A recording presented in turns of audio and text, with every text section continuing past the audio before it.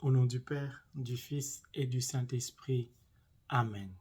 Que la grâce de notre Seigneur Jésus-Christ, l'amour de Dieu le Père et la communion de l'Esprit Saint soient toujours avec nous, chers abonnés, et sur vous qui pour la première fois regardez cette chaîne. Si vous y êtes, ce n'est pas un hasard. Dieu veut vous guérir. C'est le Saint-Esprit qui vous y a conduit. Si donc vous aimez la parole de Dieu comme je l'aime, de tout mon cœur, merci de vous abonner, d'appuyer sur le pouce levé et de partager cet enseignement. Que Dieu vous bénisse. In the name of Jesus Christ.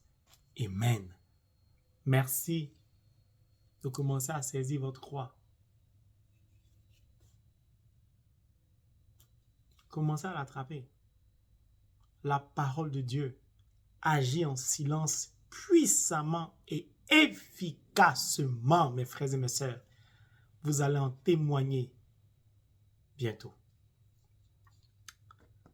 Parlant de témoignages, je dis merci au Seigneur pour tous ses bienfaits. Permettez qu'à une de mes abonnées qui se prénomme Karine, qui se trouve en Europe, voudrait rendre grâce à Dieu, dire merci à Dieu du plus profond de son cœur pour la guérison définitive de sa fille qui avait des problèmes au niveau de ses intestins. Le médecin a confirmé la guérison définitive. Puis, son dossier a été validé car elle souffre au niveau de la santé et son dossier pour être reconnu comme handicapé vient d'être validé par l'administration compétente. Elle voudrait dire vraiment merci au Seigneur de tout son cœur pour tout ce qu'il accomplit dans sa vie. Elle a eu recours aussi à mon saint patron, Padre Pio, pour recouvrer la guérison de sa fille. Mon frère, ma soeur, affaire de Dieu, on ne bavarde pas beaucoup. C'est en silence, on crie à Dieu, et c'est dans le secret, en silence, Dieu nous répond. Sois bénie, ma soeur, de là où tu te trouves en Europe. Merci pour ce magnifique témoignage. Puis, que Dieu te bénisse pour ton offrande, pour ton soutien financier qui a accompagné ton témoignage. Que Dieu se souvienne de toi, toi qui n'as cesse de soutenir l'œuvre de Dieu. Mon frère, ma soeur, je voudrais vous dire merci. Grâce à vos dons, à vos soutiens, l'œuvre de Dieu est en train d'avancer lentement, mais sûrement et certainement. Soyez-en remerciés. Que Dieu vous bénisse. Je ne peux pas tous vous citer. Merci pour vos soutiens. Merci de témoigner à Dieu de votre reconnaissance au travers de ce don volontaire qui est inspiré, suscité uniquement par le Saint-Esprit. Que Dieu vous bénisse. Nous continuons. Je dis merci à Dieu pour les personnes qui me voient en songe, pour des personnes à qui le Seigneur leur parle par le Saint-Esprit en prenant. Vraiment, il y a beaucoup de manifestations de la puissance de l'Esprit de Dieu au travers de l'eau. Seigneur, toi seul tu sais, merci. Je suis pressé parce que les gens sont malades et souffrent. Et Dieu veut guérir. Donc, permettez que je ne puisse pas, parler de tous. Nous allons prendre le livre de Saint Luc, chapitre 8, du verset 43 au verset 48, qui dit, je cite, « Il y avait là une femme qui souffrait de perte de sang depuis 12 ans. Dans certaines versions, c'est qui souffrait d'hémorragie. Elle avait dépensé tout ce qu'elle possédait chez les médecins, mais personne n'avait pu la guérir. Elle s'approcha de Jésus par derrière et toucha le bord de son vêtement. Dans certaines versions, la frange de son vêtement. Aussitôt, sa perte de sang s'arrêta. Jésus demanda, « Qui m'a touché ?» Tous niaient l'avoir fait et Pierre dit, « Maître, la foule t'entoure et te presse de tous côtés. » Mais Jésus dit, « Quelqu'un m'a touché, car j'ai senti qu'une force était sortie de moi. » Alléluia. J'aime la parole de Dieu. Hein? La femme vit qu'elle avait été découverte. Elle vint alors, toute tremblante, se jeter aux pieds de Jésus. Elle lui raconta devant tout le monde pourquoi elle l'avait touché et comment elle avait guéri immédiatement. Jésus lui dit, « Ma fille, ta foi t'a sauvée. Va en paix. » Le texte est magnifique. Nous y reviendrons une prochaine fois. Je vais prendre quelques détails. Vous savez, la parole de Dieu, selon moi, c'est comme de la nourriture, c'est doux. C'est que tu manges, tu ne veux pas que ça finisse.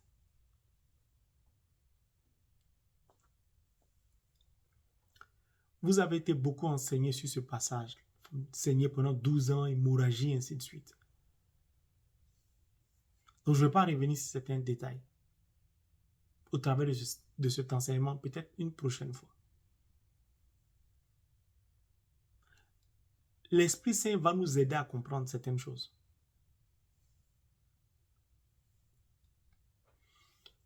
Voici une dame, on ne connaît pas son nom, ni son prénom, on ne sait pas d'où elle vient, quelle est sa nationalité. Même Melchisédek, on connaissait son nom.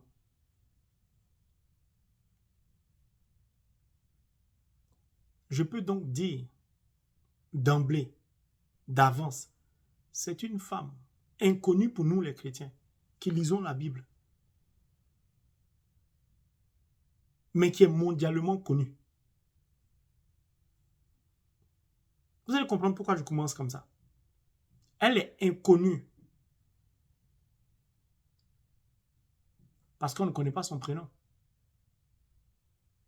Mais elle est mondialement connue de par son histoire. Comme la veuve qui a mis ses 2 petites pièces. Une femme, une veuve insignifiante qui est aujourd'hui mondialement connue, éternellement connue. Cette femme est éternellement connue. C'est Dieu seul qui fait ça.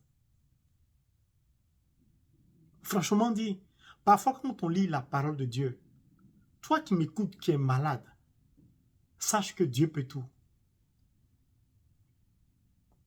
Et tu vas vivre cela.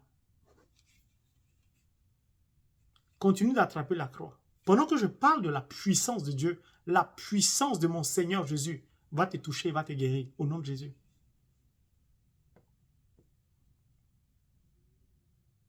Dieu a rendu le nom d'Abraham grand.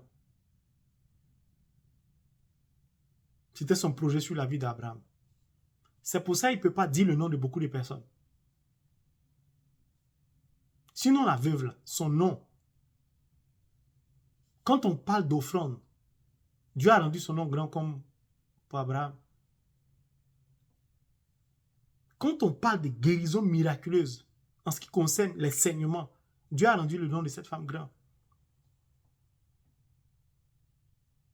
Dieu veut rendre ton nom grand au travers de la maladie qui a frappé à ta porte. qui abîme ta chair. Il y a quelque chose derrière ta maladie que Dieu veut t'emmener à faire sortir. La guérison, ce n'est rien pour Dieu. Il va te guérir. Ça, c'est un acquis. Si tu as ce programme, tu seras guéri. Ça, ce n'est même pas un sujet de dissertation, ni un commentaire composé. Ce n'est pas un bavardage, ce n'est pas une discussion. C'est un acquis. Tu es guéri au nom de Jésus.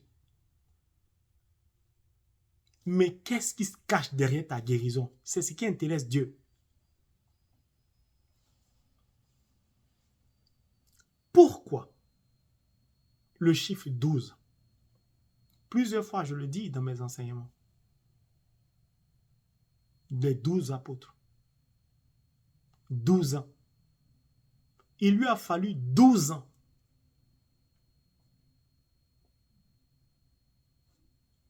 pour poser les piliers de sa foi. La parole de Dieu est la base de notre vie spirituelle. Mais les piliers qui soutiennent notre vie spirituelle construite sur la base, c'est-à-dire la parole de Dieu. C'est ça le chiffre 12. Il lui a fallu 12 ans pour bâtir les piliers de sa foi.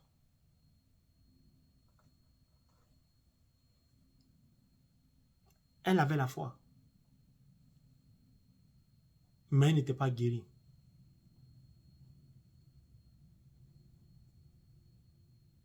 Elle savait que Dieu existait, mais elle n'était pas guérie. Pourquoi? Parce qu'elle était prisonnière d'elle-même. Elle était prisonnière de sa foi. Elle était prisonnière de ses finances.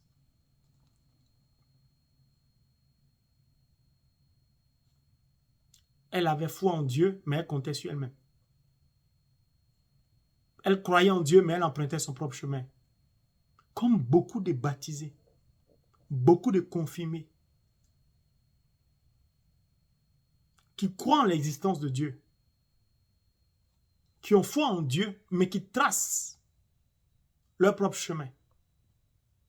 Ce n'est pas le chemin de la parole, c'est leur propre chemin.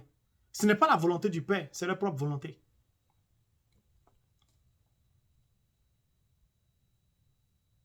Et Dieu la regardait. Depuis hier, Dieu me plaît beaucoup. Parce qu'il nous apprend beaucoup de choses au travers de ses enseignements. De ces 7 jours pour guérir les malades. Il nous fait découvrir un certain nombre de mystères qui nous échappaient.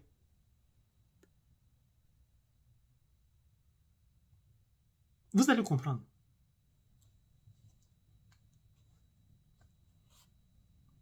Ce n'est pas sa foi qui l'a emmené à être guéri. C'est Dieu qui voulait la guérir. Mais on ne peut pas trop développer, ça va fatiguer beaucoup de personnes. Donc j'y vais doucement. Pendant 12 ans, elle a dépensé son argent chez les médecins. Vous avez déjà vu un pauvre qui va de médecin en médecin, qui va d'hôpital en hôpital. Vous avez vu déjà un pauvre qu'on peut évacuer par avion médicalisé?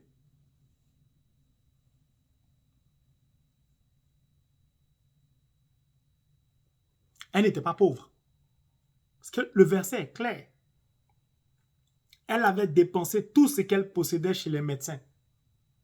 Mais personne n'avait pu la guérir. Regarde, ce n'est pas parce que tu as l'argent que tu vas guérir. Parce que tu peux avoir un avion médicalisé. Tu connais le président de la République. On peut te faire un bon, une prise en charge médicale que tu vas guérir. J'en connais plein qui y sont restés dans ces pays européens. Ils sont morts. Ils avaient des milliards sur leur compte. C'est fini pour eux.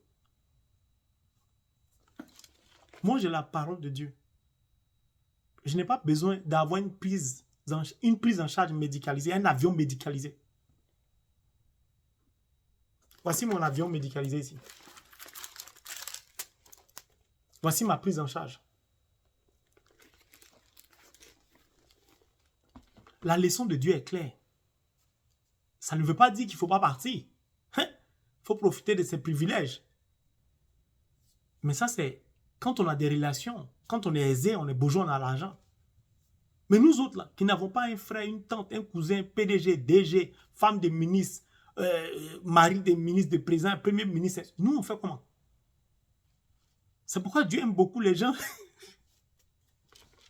Les gens comme moi, les gens qui sont pauvres. Pourquoi? Parce que nous, là, quand on aime Dieu sérieusement, on est comme Ézéchias, on est dos au mur. Quand on veut prier, on regarde le mur. On n'a personne devant, on n'a personne derrière. Vous voulez comprendre c'est qui? C'est Dieu seul. Non devant, non derrière, en bas, en haut, bas. Tout c'est Dieu, c'est-à-dire la parole. Toi, tu as le temps de prendre ton téléphone pour appeler ton oncle, d'appeler ton cousin, d'appeler ton neveu, président, footballeur international. Tu as le temps de faire ça. Moi, mon téléphone que je prends, c'est ça. Je compose le numéro ici. Ligne directe, ça va au ciel. Je fais comme Ézéchias. Ce n'est pas une question d'intermédiaire. C'est une question de relation avec Dieu. 12 ans, il lui a fallu. Pourtant, il avait la foi pour guérir. Mon frère, ma soeur, peut-être tu as la foi, mais rien n'avance dans ta vie. Le problème, ce n'est pas ta foi. Tu vas comprendre ça tout à l'heure. Qu'est-ce que tu fais de cette foi? C'est là toute la différence. Parce qu'il ne suffit pas d'avoir la foi. Qu'est-ce que tu fais de cette foi? C'est là se trouve toute la différence. Tes diplômes, ton rang social. Tous les jours, tu te bats pour avoir une promotion au travail. Tu cherches à avoir l'argent. Tu cherches à acheter des terrains, à construire. Tout ça, ce n'est pas mauvais. Est-ce que tu peux te battre de la même manière quand il s'agit de la parole de Dieu? Est-ce que tu peux agir de la même manière pour guérir? Elle a dépensé son argent partout. Elle a donc, en dépit de sa foi et malgré sa foi, placé sa confiance dans ses finances, dans ses biens. Elle était donc prisonnière de ses avoirs, de ses biens matériels, de ses biens financiers. Ça, c'est la première prison. C'est ça qui nous tue. Je suis chrétien, mais je compte sur mon salaire pour décanter telle situation. Je compte sur mes connaissances. Du coup, j'ai la foi, hein, mais je compte plus sur Dieu. Dieu n'est plus ma priorité. Mais j'ai la foi. C'est pourquoi rien n'avance dans ta vie. C'est pourquoi tu ne guéris pas. Elle a dépensé tout ce qu'elle avait, mais elle n'a pas pu guérir. Pourquoi elle n'a pas pu guérir?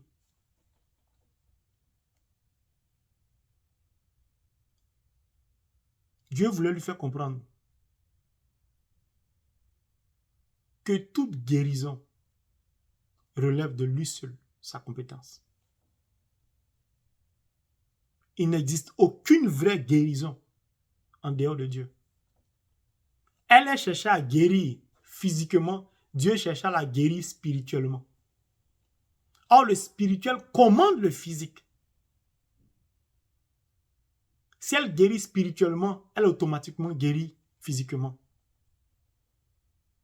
Ce qui nous tue, c'est la maladie spirituelle. Beaucoup de baptisés sont malades de l'absence de la parole de Dieu dans le cœur.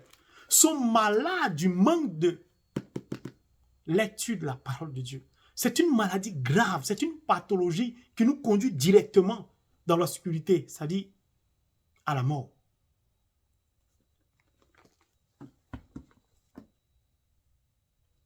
Elle était morte, quoique vivante. Puis elle saignait. De vous à moi, quelqu'un qui baigne dans une hémorragie pendant 12 ans, quelqu'un qui a des pertes de sang pendant 12 ans, peut tenir sur ses deux pieds. Comment se fait-il qu'elle a pu tenir pendant 12 ans en saignant? Les pertes de sang, elle saignait. Pendant 12 ans, elle tenait. Qui la faisait tenir? C'était son argent? Non. C'était les médecins? Non, c'était Dieu. Pourquoi? Parce qu'il voulait glorifier son nom. Comme l'aveugle de naissance. Ce n'est ni lui ni ses parents. C'était pour que l'œuvre de Dieu s'accomplisse en lui. C'était pour que l'œuvre de Dieu s'accomplisse dans la vie de cette femme. Parce que Dieu l'avait déjà choisi depuis sa naissance. C'est tout. La maladie que tu as, c'est pour que l'œuvre de Dieu se manifeste dans ta vie, c'est tout. Sinon, il y a longtemps, tu devais mourir. Il y a longtemps, tu devais mourir. Mais depuis là, on t'annonce ta mort, mais tu es vivante. Et ça ne te dit toujours pas quelque chose. Pardon, réveille-toi un peu. Dieu a maintenu cette femme en vie pendant 12 ans. Pour l'emmener à comprendre ce qu'il voulait lui dire.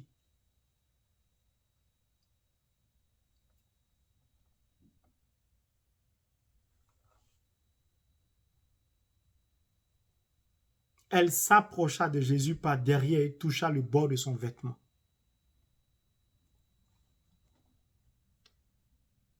Padre Pio, il saignait, mais il ne mourait pas.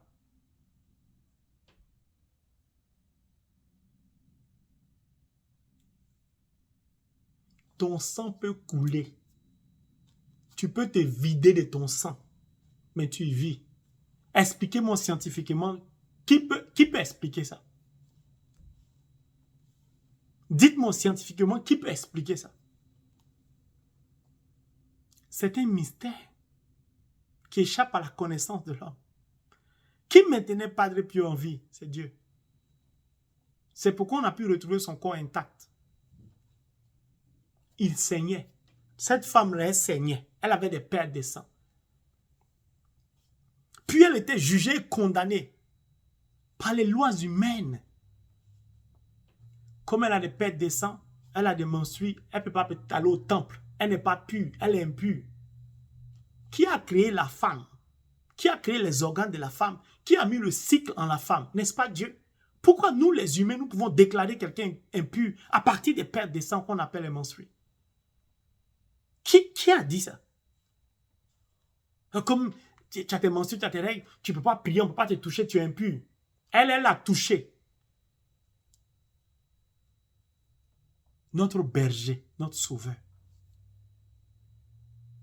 Les lois humaines, les règles humaines détruisent notre foi parfois.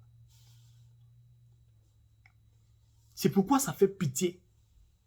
Quand vous n'avez pas suffisamment de connaissances de la parole de Dieu, et vous voyez des gens s'acharner sur ma marine spirituelle, ça fait pitié. Personne n'a le monopole de la compréhension des mystères de la parole. Sinon, expliquez-moi. C'était en Israël. Elle a touché quand même. Pourquoi Jésus ne lui a pas dit « Oh, recule, recule, tu n'es pas pur ».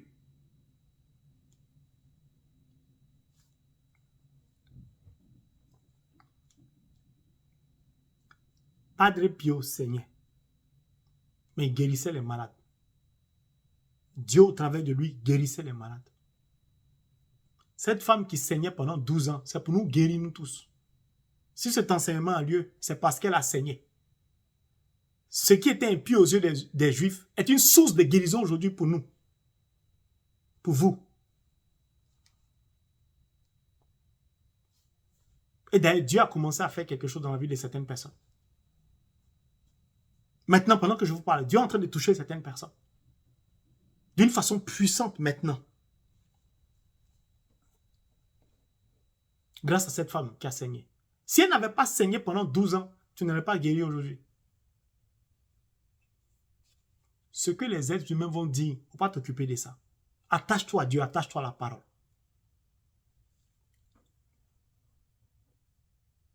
Elle a touché le bord de son vêtement. Par derrière. Pourquoi la Bible précise par derrière? Pour nous signifier la crainte qu'elle avait de lui, de Jésus. Elle avait la crainte du Christ. Elle avait donc la crainte de Dieu. Donc, elle le connaissait ou elle avait entendu parler de lui. Parce que Marie et Marthe, là, Marthe est venue au devant du Christ. Elle a regardé droit dans ses yeux, impolie qu'elle était. Si tu avais été là,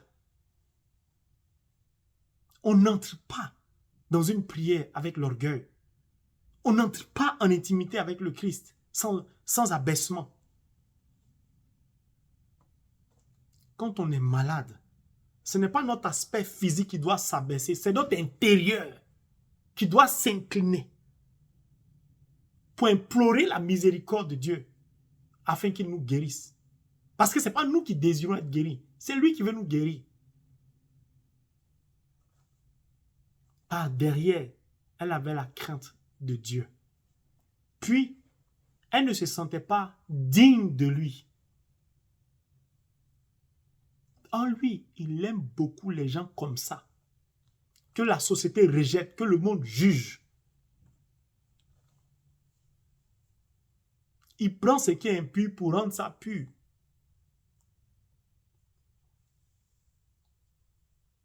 Donc, même si ta maladie vient de ceux qui pratiquent les sciences occultes, Dieu va transformer ça en guérison pour te rendre pur.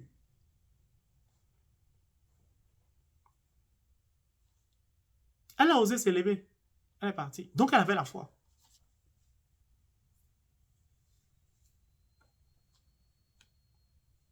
Elle a touché le bord de son vêtement. Si vous prenez le livre de Nombres, chapitre 15, à partir du verset 37, vous allez comprendre que dans l'Ancien Testament, pour les Juifs, la frange du vêtement symbolise la parole de Dieu, c'est-à-dire les commandements. Cette dame, elle avait connaissance de ça. Elle n'était donc pas païenne. Elle avait la connaissance. Beaucoup de chrétiens, baptisés, confirmés, sont malades, souffrent, ne guérissent pas. Pourtant, ils ont la connaissance de la parole de Dieu. Ils vont à la messe matin, midi, soir, à l'adoration, méditent le rosaire, miséricorde divine, mais ils ne guérissent pas. Pourquoi? Parce qu'il leur manque quelque chose. Que grâce à cette femme, nous allons savoir. Il ne suffit pas de dire, je connais la parole de Dieu, de réciter les versets. Saint Paul faisait ça, mais tuait les chrétiens. Il ne suffit pas de dire, je communie. Il ne suffit pas de dire, je jeûne, je prie. Tout ça, ce n'est pas mauvais, mais ça ne suffit pas. Il y a quelque chose. Comme on dit, il y a secret dans la parole de Dieu. C'est ce que cette femme va nous apprendre. Elle qui était hier rejetée, peut-être, du fait de son impureté. Elle qui était prisonnière de ses finances. Les gens qui veulent avoir l'argent à tout va, s'enrichir forcément. Qui veulent tout avoir, toutes sortes de voitures, de maisons, de terrains, de, je ne sais pas, les meilleures universités pour eux-mêmes, pour les enfants, pour le... Tout ça, ce n'est pas mauvais. Regarde, tu peux avoir tout ça. Et puis être malheureuse quand même ou être malheureux. Moi, j'ai visité les malades quand j'étais en Europe. J'ai fait de l'écoute. Il y a des gens, vous les voyez, d'apparence, tout va bien. Marie à l'église, tout.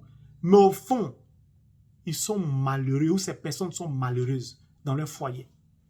Ils ont bâti leur carrière, ils ont acheté des maisons, ils ont étudié à Harvard dans les meilleures universités au monde, ils ont toutes sortes de PhD, je ne sais pas, n'importe quel diplôme, le plus haut diplôme du monde. Ils sont professeurs des professeurs, doctorants des doctorants, ils ont tous les masters du monde, master en temps, master 3, 4 masters, tout ça, ils ont ça. Les comptes en banque est fourni. Vous faites 5 minutes d'écoute, le Saint-Esprit, par la puissance de la parole, commence à parler, il fonde, il commence à pleurer. Tu dis, hé, mais il y a quoi? Frère Marie, tu viens de toucher au plus profond de mon cœur. Je réalise que tout ça n'est rien. En réalité, je suis malheureux ou je suis malheureuse. On me voit dehors avec mon mari ou avec ma femme, grosse voiture, on nous envie, mais en fait, je regrette ma vie.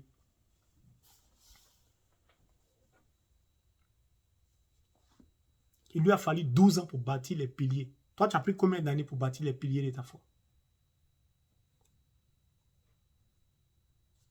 Donc, elle a touché la frange, le bord des vêtements.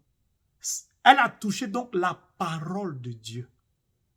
Ce qu'elle cherchait c'était de toucher la parole de Dieu. Vous savez ce que toucher veut dire? Toucher veut dire entrer en contact. Alléluia. J'aime la parole. Si, je ne peux pas m'en passer. Cette femme nous apprend beaucoup de choses.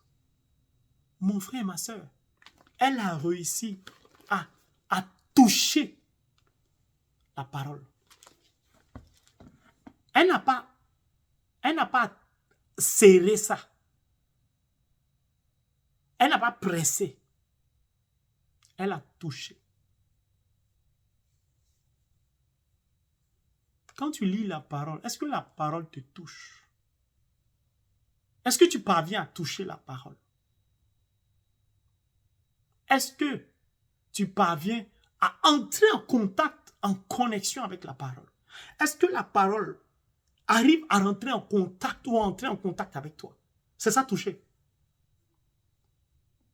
Ou bien tu fais comme je faisais avant. Tu serres la parole, tu la presses. Serrer, presser veut dire comprimer. C'est-à-dire que tu attrapes ça fermement. C'est pourquoi la suite nous dit, quand elle a touché le bord de ce vêtement, aussitôt sa paix descend s'arrêtant, on y reviendra. Mais Jésus dit, qui m'a touché? Pierre dit, mais nous sommes beaucoup ici. Il y a du monde là. Maître, la foule t'entoure et te presse de tous côtés. La foule l'entoure et le presse, le serre, le comprime. Comme beaucoup de baptisés confirmés pressent Jésus, le serrent, mais ne le touchent pas. Alléluia. La différence est monumentale. La foule l'entourait. Il était serré, il était pressé. Elle est parvenue à le toucher.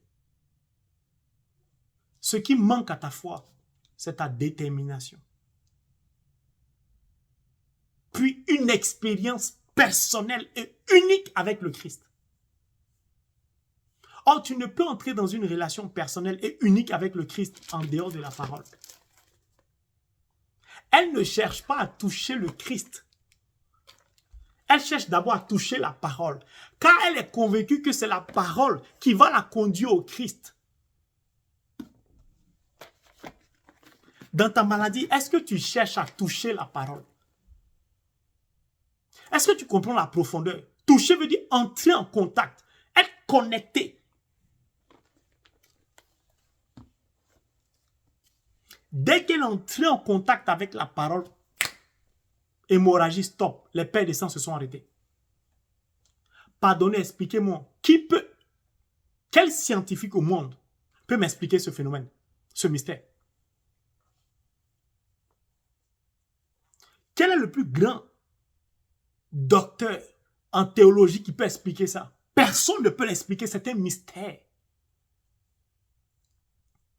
Dieu nous enseigne pendant ces 7 jours que la guérison est un mystère. Il ne nous demande pas de chercher à comprendre. Il nous demande d'y entrer pour être guéri, pour bénéficier, c'est tout. Seigneur, pourquoi j'ai cette maladie? Pourquoi le résultat est comme ça? Je ne comprends pas ma maladie. Pourquoi dans ma famille, tout le monde est malade? Pourquoi c'est trop de bavardage comme le paralysé qui t'a allongé au bord de la piscine de Bethesda? Veux-tu être guéri? Pourquoi tu cherches à comprendre un mystère? Cherche à y entrer. Le chemin pour y entrer, c'est ce que la femme t'indique. 12 ans d'hémorragie de perte de sang, elle dit c'est la parole.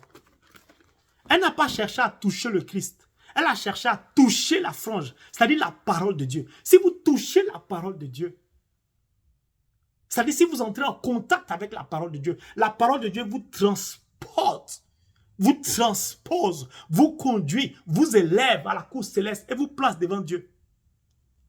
Oh Dieu, là, quand tu es dans son environnement, dans son cercle fermé, tu es béni. La foule le serrait, le pressait. Il voulait des autographes certainement. Il ne cherchait pas à entrer dans ce mystère. Il voulait dire, moi aussi je l'ai touché. Moi aussi. C'est pourquoi beaucoup ne sont pas guéris. C'est pourquoi beaucoup de baptisés souffrent. beaucoup de confirmés n'arrivent pas à s'en sortir. Parce qu'ils cherchent à presser le Christ dans la prière. Ils cherchent à serrer le Christ dans la prière. Mais ils ne cherchent pas à le toucher. Cherchez à toucher le Christ par la parole. C'est pour ça que ta guérison sera tellement miraculeuse, mais sera tellement simple, banale, que toi-même tu ne vas pas y croire. Tu ne vas pas en revenir, tu vas dire, attends, je suis guéri.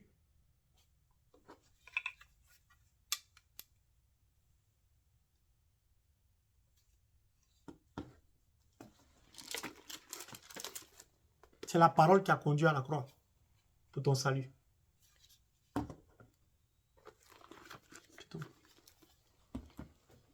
J'ai dit, tu es guéri. Ce qui était derrière, qui manquait à cette femme, qui te manque certainement, c'est ta détermination et une expérience personnelle avec le Christ. Elle avait la foi, mais elle n'avait pas d'expérience avec la parole. Elle n'avait pas d'expérience avec le Christ. Elle avait la connaissance. Parce qu'elle savait qu'il fallait toucher la frange. Comment elle savait ça? Elle vivait éloignée de la parole. Comme beaucoup de baptisés, confirmés, qui ne lisent presque jamais la parole de Dieu. Mais dehors, ils vont se targuer, se vanter d'être chrétiens. Vous entrez chez eux, ils ont des grottes de la Vierge Marie que moi-même je n'ai jamais vu dans le monde, tellement c'est joli. Ils ont la Sainte Famille chrétienne, Saint Joseph. Ils ont la croix, mais plus belle que ma croix, des croix de 600, 1000 euros, 1000 dollars, combien de francs, ils ont. Mais vous partez à un pèlerinage ou au pèlerinage, mais les gens dans le cas, ils vont vous expliquer qu'ils ont fait tous les pèlerinages du monde. Limite même, ils ne veulent même pas vous laisser écouter le guide. Ah, mais tu sais, j'étais en pèlerinage à Fatima, j'étais à Lourdes. Moi, non, j'ai fait Israël. Ça, c'est ma 7e fois en Israël. Mais tu vois, ici, c'est Bethesda. Mais je te dis, pardon. Pardon. Si tu y es allé 1000 fois, moi, c'est ma première fois. Est-ce que tu peux me laisser, au travers de ce pèlerinage, parvenir à toucher la frange du vêtement du Christ? Je ne cherche pas à compter ce que j'ai vu en Israël. Je cherche à vivre ça. Donc, si toi, tu es parti 100 fois, que ça ne t'a pas encore touché, pardon, laisse-moi ma seule fois, ça va me toucher. Toi, tu as trop de moyens pour y aller. Tu as des relations pour partir en Israël. À Lourdes, à Fatima. On te prend en charge. Dieu merci pour toi. Mais moi, au travers de ce pèlerinage, je cherche à toucher la frange de son vêtement. C'est-à-dire la parole de Dieu. C'est cette parole qui va m'amener au Christ. Puis quand j'ai réussi à le toucher en Israël, il m'a dit, mon fils, va, ta foi t'a sauvé. Je te donne une épouse. Je pensais que c'était mon épouse. En fait, ce n'est même pas mon épouse, mon seul. C'est un instrument de la main de Dieu pour soutenir son œuvre. Dieu, tout ce qu'il fait là, son intérêt. Hein. Si tu penses que ce que Dieu va faire pour toi n'a pas d'intérêt, reste là. Dieu a son intérêt dans tous les... Mon frère, ma soeur, est-ce que tu as déjà expérimenté le Christ? Est-ce que tu as déjà expérimenté la parole de Dieu? Si tu veux être pasteur, prêtre, religieux ou religieuse, tout ça, moi, ça ne m'influence pas. C'est quel est ton rapport à la parole qui m'intéresse. Sinon, le pape, même si toutes les citations philosophiques, ce n'est pas mon problème. Quelle est la relation avec la parole? Si tu veux, lève les mains, les gens n'ont qu'à tomber. Serviteur, fais tout ce que tu veux. Quel est ton rapport à la parole? C'est ce qui m'intéresse. Sans ce rapport à la parole, sans le toucher, sans la connexion, sans entrer en contact avec la parole, ta vie va servir à quoi? Parce que vous allez voir ce que ça produit. C'est grâce à cette expérience avec le Christ, de cette femme, qu'aujourd'hui on peut faire un enseignement. Je peux vous donner un enseignement sur ça, sur la guérison. Moi, je ne cherche pas à ce que mon nom soit connu. Mais que par mon passage sur la terre, on se souvienne que Dieu agissait puissamment au travers de mes prêches. Enfin, je dis mes prêches. Même ça encore, ce n'est pas mes prêches, c'est le Saint-Esprit qui met ça dans ma bouche. Tout à l'heure, quand je parlais de sang, c'est le Saint-Esprit qui m'a dit tout à l'heure, et ton Saint-Patron, Padre Pio, il coulait, tu pensais que c'était pourquoi?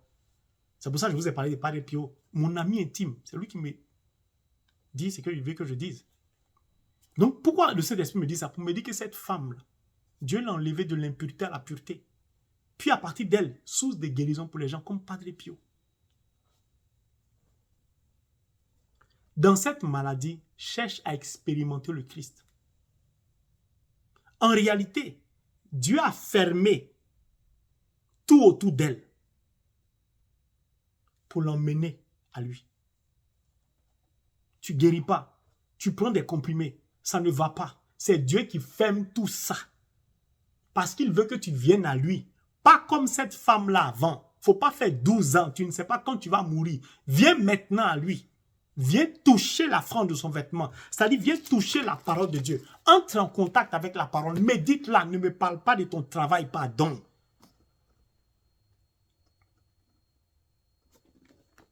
Il ne s'agit pas de dormir dans l'église, après le travail, ne pas rentrer dans son foyer. Ce n'est pas ça, être chrétien.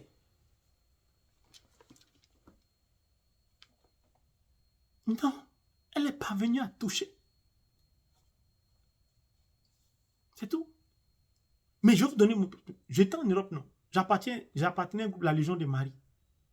Quand vous trouvez des personnes âgées, des personnes, même si elles ne sont pas âgées, qui sont dans un groupe de prière depuis longtemps, on ne peut pas parler. Si vous faites une proposition pour parvenir, pour que le groupe parvienne à toucher la forme du vêtement du Christ, les gens sont énervés. Ah oui, mais moi, je suis à la tête de la Légion de Marie. On est trois, ça fait depuis 1989. Je ne suis pas venu bousculer les codes. Il dit, quoi? Pardon. Je suis sorti de là. Quand ma mission est... Je suis parti. Je cherche à toucher la forme de mon vêtement. Tu vas me parler de Franck Dorf. C'est un être humain comme moi. C'est quel groupe de prière qui ne repose pas sur la parole de Dieu? Je n'ai rien contre le livre de Franck Dorf, mais chaque année, le volume augmente. Ce sont des êtres humains qui rajoutent des choses. Vous pensez que moi, je vais perdre mon temps dedans? Là où la parole n'est pas en première position, tu ne me verras pas. Ce n'est pas mon don. Mon don, c'est la parole. Puis la parole me transporte au Christ. Puis le Christ me dit, prends chez toi Marie. Je l'accueille. Donc, j'appartiens à un groupe de prière. Et puis, celui qui m'a dit, prends chez toi Marie, on ne peut pas parler de lui. Non, je suis sorti de là. Parce que vous voyez des gens à la tête des mouvements à l'église. Ceux qui s'occupent des fleurs, de la liturgie, ils ont des groupes de prière, ils sont à la tête. Ça fait des années, ils n'acceptent pas qu'on les déloge. Ça veut dire qu'ils pressent la parole, ils serrent la parole, mais ils ne touchent pas la parole. Pourquoi? Parce qu'ils sont remplis d'orgueil. Ils se disent qu'en dehors d'eux, le groupe ne peut pas fonctionner. En dehors d'eux, on ne peut pas mettre des fleurs. En dehors d'eux, la liturgie ne peut pas être bien. En dehors d'eux, on ne peut pas bien faire l'autel. Mais toi, tu es qui? C'est pour ça que Dieu, souvent, il enlève les gens à la tête des groupes de prière. Pourquoi? Parce qu'il veut les briser pour leur dire, sois humble. Il y a des prêtres, ils sont sur des paroisses. On affecte tout le monde sauf eux. On ne sait pas quelle est la relation qu'ils ont avec l'évêque. J'en connais beaucoup. Qui sont sur des paroisses où les fidèles sont nantis, ils ont l'argent, ils sont bien. Donc les quêtes sont bien, ça va.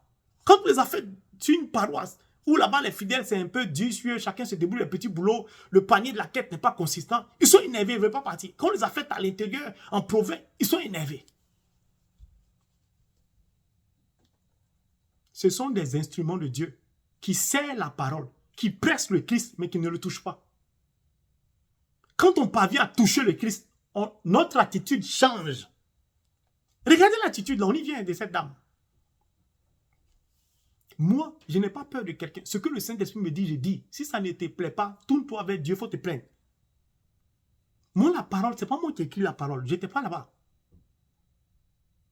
Parce que beaucoup de choses doivent changer dans nos groupes de prière, dans l'église, dans les ministères, quelle que soit la religion.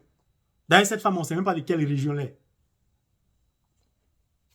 Faites par là à cause de la religion. Insultez l'église catholique, ce n'est pas une bonne église. Vous connaissez. Cette femme-là, vous connaissez sa religion.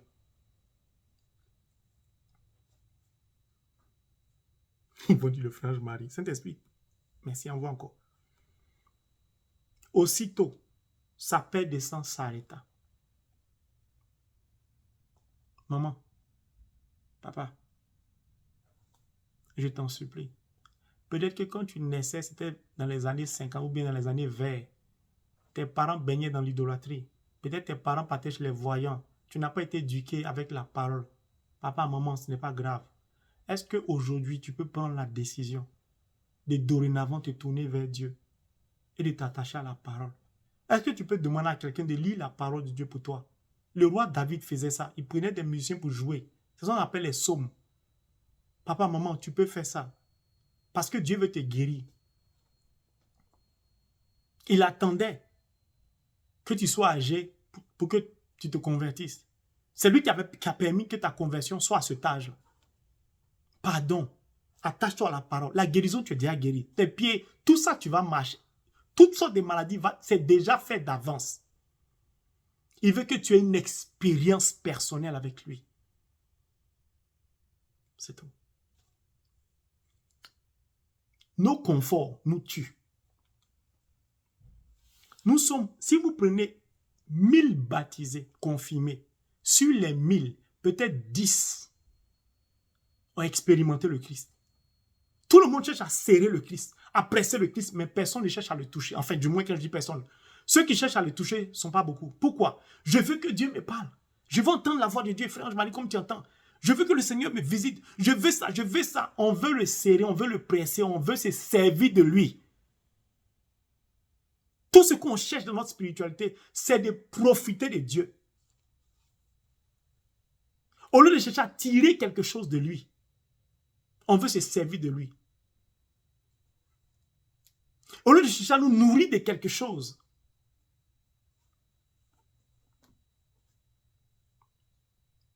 personne ne peut entrer en contact avec la parole sans guérir. Et la Bible dit, sa paix descend, s'arrêta. C'était action, réaction. Elle a touché, c'est stoppé. Dites-moi, est-ce que c'était vraiment une hémorragie? En réalité, ce n'était pas une hémorragie. Scientifiquement, au regard des humains, c'était une hémorragie. Aux yeux de Dieu, ce n'était même pas une hémorragie. C'était juste une défaillance des artères qu'il fallait juste redresser. Pourquoi? Mon Dieu seul peut écrire droit sur une ligne courbée. Je recommence. Mon Seigneur et mon Dieu, mon berger, l'Emmanuel, est la seule personne au monde qui, sur des lignes courbées, lui, il peut écrire droit. C'est quelle maladie que lui ne peut pas guérir? Tu souffres de quoi même que lui ne peut pas guérir?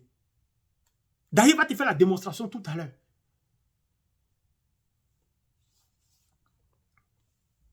Jésus demanda qui m'a touché. J'aime beaucoup les questions de Jésus parce qu'elles sont d'une profondeur. Et tous ont commencé à nier. Maître, non, la foule te sert, t'es prête. Il dit, qui m'a touché? Quelqu'un m'a touché, car j'ai senti qu'une force est sortie de moi. Il y a une foule, il y a du monde. Et puis lui, il sent que quelque chose est sorti de lui. Non, je vais revenir sur cet enseignement une prochaine fois. Jésus a senti quelque chose sortir de lui. Une force, quelque chose, une onction, quelque chose de puissant sorti de lui. Je ne sais pas si vous réalisez. C'est une femme, donc c'est un être humain qui a réussi à faire sortir quelque chose, une puissance, une onction, une force de Dieu. Donc quand on entre en contact avec la parole de Dieu, et la parole de Dieu nous conduit jusqu'au Christ, on peut parvenir à prendre une puissance, une onction en Dieu. Et c'est cette onction, c'est cette puissance qui agit automatiquement sur notre mal et qui opère le miracle. Il dit quelque chose. Comment toi tu pries et puis Dieu n'est pas touché? Comment tu lis la parole de Dieu et puis rien ne sort du Christ? C'est-à-dire que tu lis la parole de Dieu et la parole de Dieu n'a aucun impact sur ta vie. Je connais beaucoup de baptisés confirmés qui lisent sérieusement la parole de Dieu. Ils lisent souvent. Mais quand ils ont fini de lire, la parole de Dieu ne change pas leur attitude, leur comportement. C'est-à-dire que tu es devenu chrétien, tu t'es converti, tu avais ta vie, c'est pas grave. Dieu t'a pardonné, tu t'es confessé.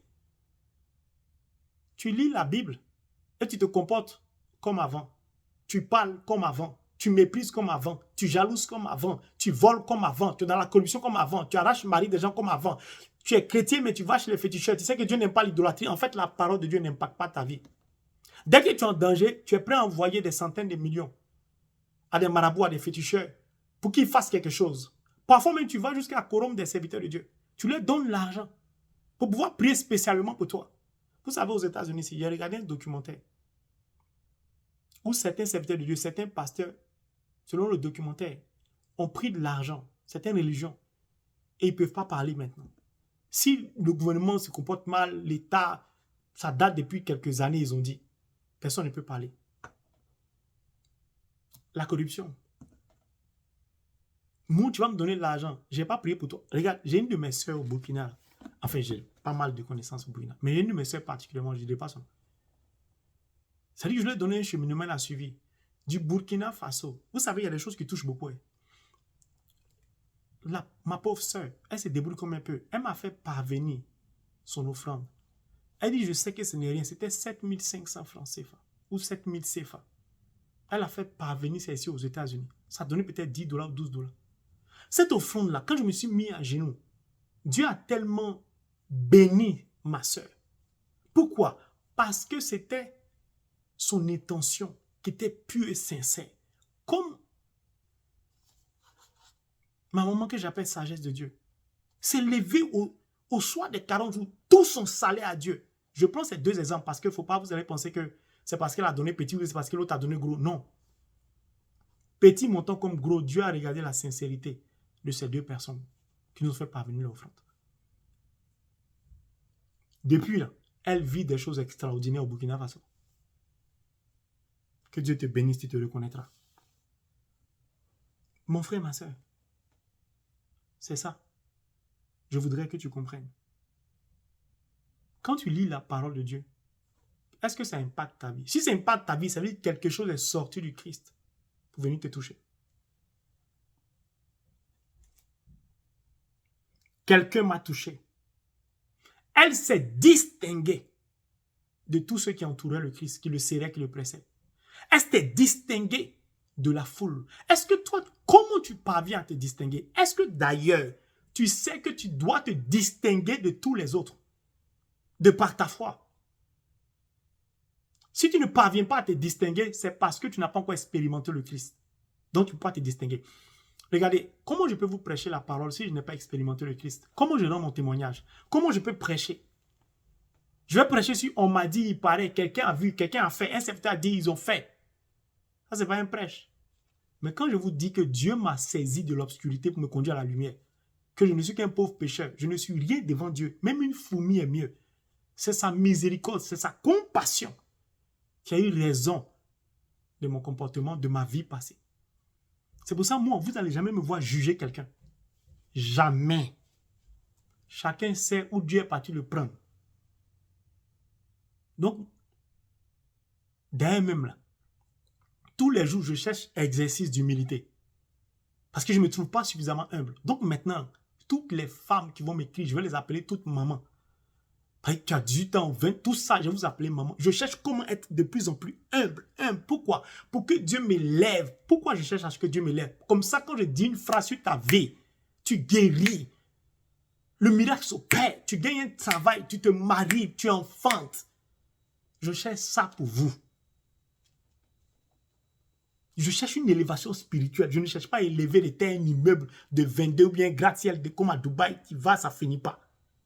Si Dieu pouvait avoir miséricorde de moi et m'élever pour que, papa, chaque semaine, je puisse organiser un week-end de guérison. Mais c'est en tes mains, Dieu. Je m'en paie, non? Quelque chose. Mon frère, ma soeur, le Seigneur veut te dire, à partir de cette maladie, à partir de ce mal, à partir de ta difficulté, tu peux parvenir. Cette difficulté est le chemin qui te conduira à faire sortir quelque chose du Christ. Cette souffrance que tu vis, cette maladie dite incurable, ces médicaments sont un chemin pour te conduire à expérimenter le Christ, à expérimenter la puissance de sa parole. Ne cherche pas à voir les révélations. Regardez l'attitude de cette femme. Par derrière humilité, elle a cherché à toucher la frange. Elle n'a pas cherché à dire à Jésus, dis-moi un mot. Donne-moi une révélation. Seigneur, éclaire-moi. Je veux connaître mon appel. Je veux connaître ma vie. Où je dois partir. Quand Dieu a appelé Abraham, il ne lui a pas dit ce qu'il allait faire avec lui. Il a dit, je rendrai ton nom grand. Comment il ne lui a pas dit? Beaucoup de chrétiens aiment trop se tromper.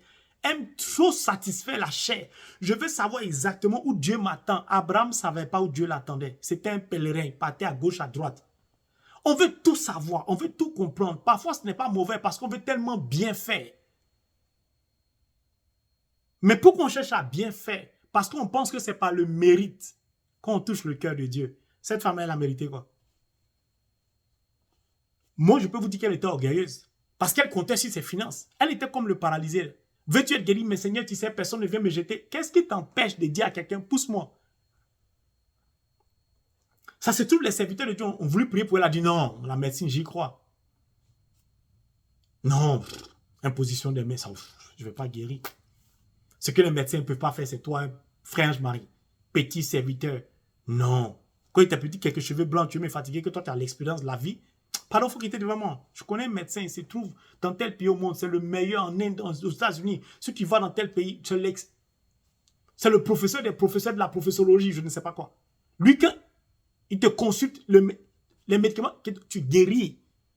12 ans. Et rien n'y fait. Depuis insuline, tu te piques, tu ne guéris pas.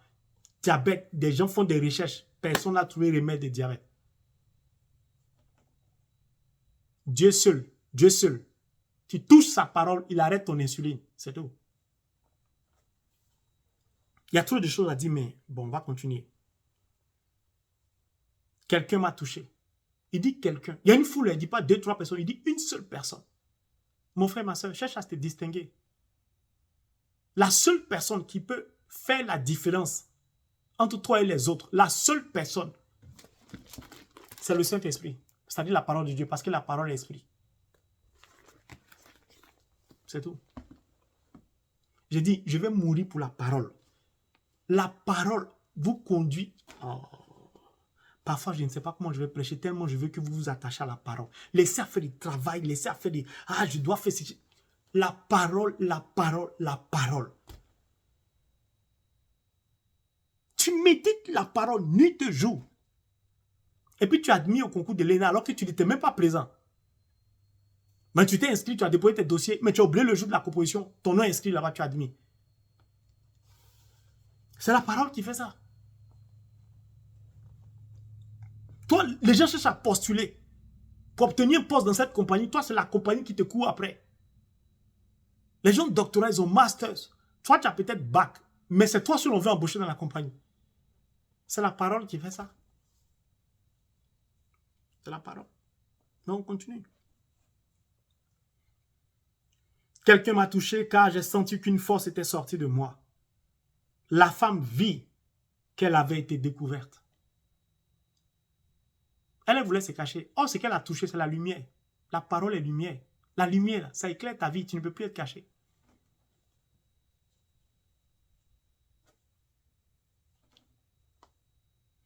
Elle vint alors, toute tremblante, se jeter aux pieds de Jésus. Vous avez vu son comportement? Quand vous parvenez à toucher la parole, que la parole vous éclaire, vous ne vous le cachez plus. 1. 2. Vous venez vous jeter par terre, à même le sol. Donc, vous ne pouvez pas être dans des groupes de prière, dans des ministères, où on prêche la parole et ne pas être capable de vous abaisser.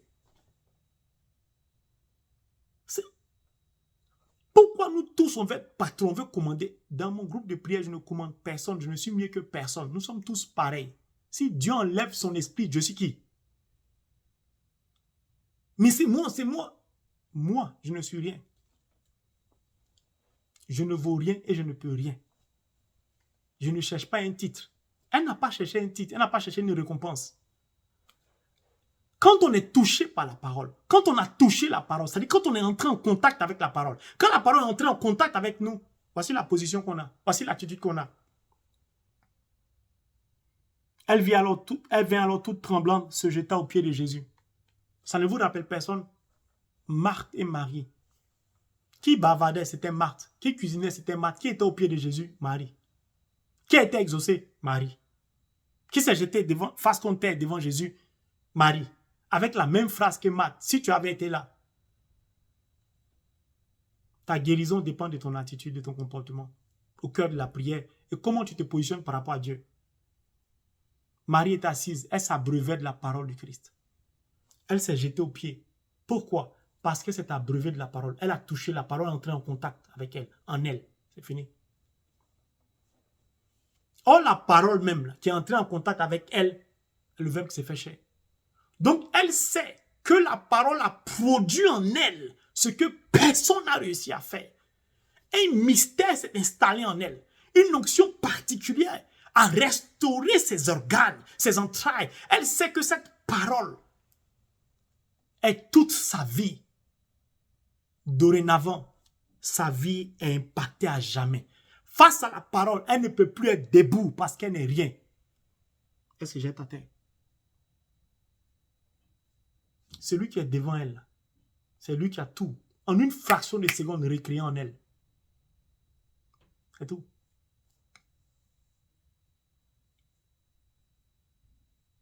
Elle se jetait aux pieds de Jésus, elle lui raconta devant tout le monde pourquoi elle avait touché et comment elle avait été guérie immédiatement. Vous pensez que Jésus voulait l'humilier? Non. Jésus voulait l'emmener à partager son expérience avec la parole avec lui. Pourquoi? Parce qu'à partir de son témoignage, beaucoup d'âmes seront sauvées, beaucoup de malades seront guéris, il y aura beaucoup de convertis par la parole, au travers de la parole. Jésus fait de cette femme un témoin comme Marie-Madeleine. Il dit, viens témoigner. Viens dire à tes frères et sœurs l'importance d'entrer en connexion avec la parole de Dieu. Viens leur dire comment tu as été guéri. Parce qu'ils pensent que je plaisante. Nous, on n'a pas besoin de longues prières. La foi sans les œuvres est morte. La foi sans les actes est morte. Tu envoies l'argent au féticheur, au marabout. Tu vas donner l'argent des pasteurs pour prier pour toi. Tu ne peux même pas envoyer, tu peux même pas faire une offrande pour soutenir l'œuvre de Dieu. Quand tu donnes l'argent à un serviteur de Dieu, un prêtre, un pasteur, pour qu'il prie exclusivement pour toi, ce n'est pas une offrande. Tu ne soutiens pas l'œuvre de Dieu. Tu corromps quelqu'un. Ceux qui font parvenir l'offrande là, savent. C'est moi qui leur demande quelles sont vos intentions. Mais je demande la même chose. Quand je prends un temps de prière pour mes abonnés, je leur envoie des messages. Quelles sont vos intentions? Offrande, pas offrande, ça ne change pas. Je suis un serviteur de Dieu, je ne m'appartiens plus. Ce n'est pas une offrande qui va déterminer mon désir de prier pour quelqu'un. Non. C'est mon amour pour ceux qui souffrent, à l'égard de ceux qui souffrent, qui me pousse à observer les jeunes. D'ailleurs même là, bientôt là, c'est pas quand le Seigneur va m'expliquer, on va prier pour Haïti. Ce pays-là souffre beaucoup. Et à partir d'Haïti, pour tous ces pays qui sont en danger aussi. Je ne suis pas haïtien. Même si j'ai une soeur que j'aime beaucoup, Angina, je te salue. Mais ce pays-là souffre. Depuis on est né, ce pays-là souffre. Mais on n'est pas encore arrivé là-bas. Parce que quelque chose va sortir de Jésus pour stabiliser Haïti au nom de Jésus. On va chasser ce démon d'Haïti au nom de Jésus. Parce qu'on aura réussi à toucher la parole. Et la puissance qui est sortie de Dieu va nous être communiquée. Et on va appliquer cette puissance en Haïti. Au nom de Jésus. Dis à Dieu. C'est fini. Que tu commences à témoigner comme ça. Commence à dire les médicaments, c'est fini. Je suis guéri. La croix que tu as attrapée depuis que je parle, c'est fini, tu es guéri. Puis va dire aux autres que c'est la parole qui a opéré le miracle. Personne ne t'a imposé les mains. C'est-à-dire, partout où tu es, témoigne de la parole. Annonce la parole. C'est ce que Dieu te demande. C'est tout. N'attends, commence à prêcher. Commence à partager la parole avec tes enfants. Partout où tu veux. C'est comme ça que tu vas guérir. Je vous ai présenté un livre béni. Il était bègue. Il prie pour guérir. Dieu dit tu ne vas pas guérir. Prêche. Il était comme cette femme-là. Il était focalisé sur la gêne, la honte, tout ça. Quand il a commencé à prêcher, il est guéri. Ta guérison se trouve dans la parole. C'est tout. Elle lui raconta, devant tout le monde, pourquoi elle avait touché, comment elle avait guéri immédiatement. Jésus lui dit, ma fille, ta foi t'a sauvée, va en paix. Regardez comment Jésus l'appelle ma fille. Jésus dit, nous sommes frères et sœurs. Pourquoi il l'appelle ma fille? Parce que ce n'est pas Jésus qui lui parlait, c'était Dieu. Qui a vu le Fils a vu le Père. Dieu nous dit, en disant à cette femme, ma fille, il lui dit, hé, donc toi, tu as un père, et puis tu comptais t'en sortir sans moi. Tu as vu ça où? C'est une leçon profonde. Il dit, ma fille. Ça dit qu'en dehors de moi, tu ne pouvais pas aller quelque part. Comme tu pensais que sans moi, ton père, tu pouvais tout faire, je te regardais. Maintenant que tu as compris qui je suis, tu sais que je suis ton père, que tu t'es jeté à même le sol. Elle se jetait aux pieds de Jésus. Tu t'es jeté à mes pieds. Donc tu reconnais que je suis ton père. Non, il faut partir, tu es guéri. Ma fille, Dieu vient te rappeler, toi qui es malade, qu'il est ton père. Comment tu peux penser qu'il ne peut pas te guérir? Quel que soit ce qu'on t'a fait, quel que soit ce que la maladie, les médecins, pourquoi tu penses qu'il ne peut pas te guérir? Pourquoi tu es découragé? Pourquoi tu n'y crois plus? Pourquoi tu ne penses pas que tu vas arrêter de prendre les médicaments? Il dit, ma fille. C'est un père qui parle comme ça. Ma fille, va. Ta foi t'a sauvé. Va en paix. Même sans la paix du Christ, guérir, elle n'allait pas d'être tranquille. Il dit, va en paix.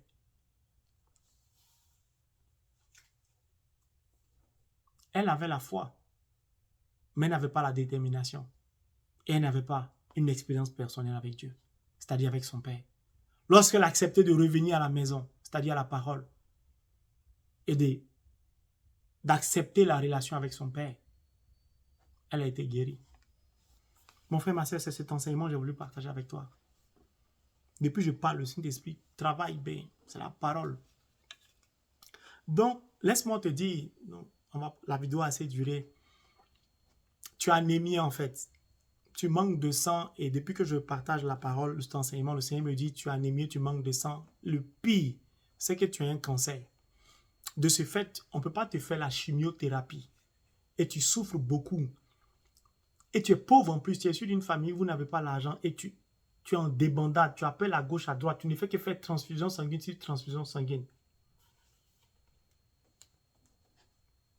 Le Seigneur est venu te guérir. Il veut te dire que tu es sa fille. Il veut te dire qu'il t'aime. C'est tout. Il veut simplement te témoigner de sa compassion parce que ta situation est tellement difficile qu'il est là pour toi. Seigneur, je te rends grâce pour toutes ces personnes frappées d'anémie que tu guéris. Cette femme avait la paix de sang pendant 12 ans. Maintenant, toutes les personnes qui ne voient pas leurs règles, leurs menstrues, le Seigneur va faire couler ça à flot. Au nom de Jésus. Vous allez voir maintenant que vos règles vont commencer à descendre. On vous a dit que c'était fini, c'était la ménopause précoce. Ça va venir, vous allez avoir des enfants. Puis le Seigneur me dit, il y a 2 femmes. Vous avez auto-opéré. Parce que l'enfant, hémorragie, l'enfant est décédé et puis ça a créé des complications. On vous a dit, vous n'allez plus pouvoir avoir des enfants. Le Seigneur vient vous dire calmement et tranquillement qu'il va vous donner des enfants. Seigneur, je te rends grâce pour la vie de toutes ces personnes que tu guéris. Toutes ces personnes frappées d'anémie. Seigneur, guéris-les au nom de Jésus. Seigneur, délivre les trompes de toutes ces femmes qui n'arrivent pas à concevoir. Guéris les enfants de ces mères qui crient à toi au travers de cette chaîne. Seigneur, glorifie ton nom, je t'en supplie.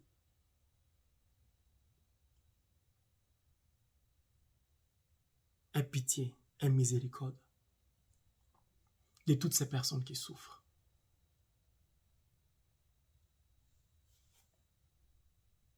Toutes ces personnes qui sont transfusées. Seigneur, je t'en supplie, aie pitié. Aie pitié. Agis dans la vie de tes enfants. Opère le miracle. Donne-leur de pouvoir témoigner. Seigneur, brise les cœurs endurcis à l'égard de ta parole.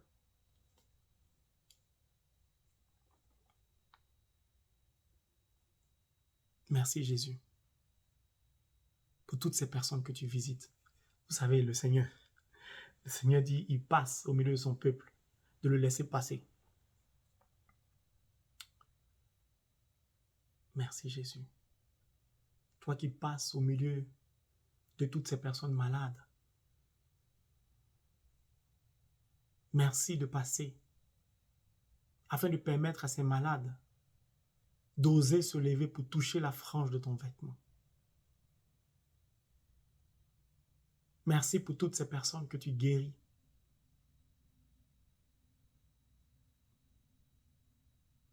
Le Seigneur passe au milieu de vous. Touchez la frange de son vêtement.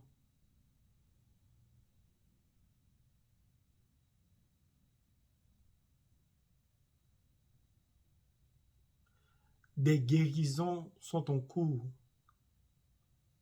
pour le VIH-Sida. Le Seigneur est en train de purifier le sang de beaucoup de personnes qui sont frappées du virus du VIH. Il y aura des témoignages de guérison de VIH après les 7 jours. Des témoignages poignants et puissants. Béni es-tu, Seigneur, pour ce que tu as accompli. Merci de restaurer les organes défaillants. Père, merci encore en ce jour pour ce que tu as accompli. Au nom de Jésus.